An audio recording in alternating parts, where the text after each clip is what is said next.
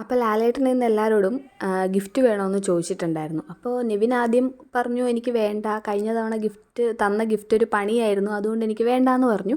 അതിനുശേഷം പറഞ്ഞു എന്നാൽ എനിക്ക് വേണമെന്ന് പറഞ്ഞു. അപ്പോൾ നെവിന് പണിപ്പുരയിലേക്ക് എൻട്രി ഇല്ലായിരുന്നു. അപ്പോൾ ലാലേട്ടൻ പറഞ്ഞു പണിപ്പുരയിലുണ്ട്, പോയി ഗിഫ്റ്റ് എടുത്തിട്ട് വരാൻ പറഞ്ഞു. അപ്പോൾ നെവിൻ ചെന്നപ്പോൾ തന്നെ ഞെട്ടിപ്പോയി കേട്ടോ. ഒരു പട്ടി ഉരക്കുന്ന ശബ്ദമായിരുന്നു. അപ്പോൾ നെവിൻ ചാടി പുറത്തേക്കൊക്കെ ഇറങ്ങി പേടിച്ച് അങ്ങനെയൊക്കെ നിന്നായിരുന്നു. അത് കഴിഞ്ഞ് ലാലേട്ടൻ പറഞ്ഞു അതിനെ വിളിച്ചുകൊണ്ട് വരാൻ പറഞ്ഞു. അതൊരു റോബോ ആയിരുന്നു കേട്ടോ. അപ്പോൾ ഇതുവരെയുള്ള സീസണുകളിൽ ആദ്യമായിട്ടാണ് ഒരു റോബോ വന്നത്. അത് കണ്ടസ്റ്റൻ്റ് ആയിട്ടാണോന്ന് പോലും നമുക്കറിയില്ല കേട്ടോ.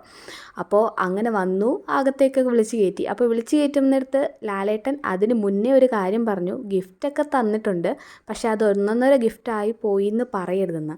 അപ്പോൾ അതെന്തൊരു പണിയാണോ എന്നൊരു സംശയമുണ്ട്. ലാലേട്ടൻ്റെ ആ വാക്കിൽ തന്നെയുണ്ട് ഒന്നൊന്നര ഗിഫ്റ്റായി എന്ന് പറയരുതെന്ന്.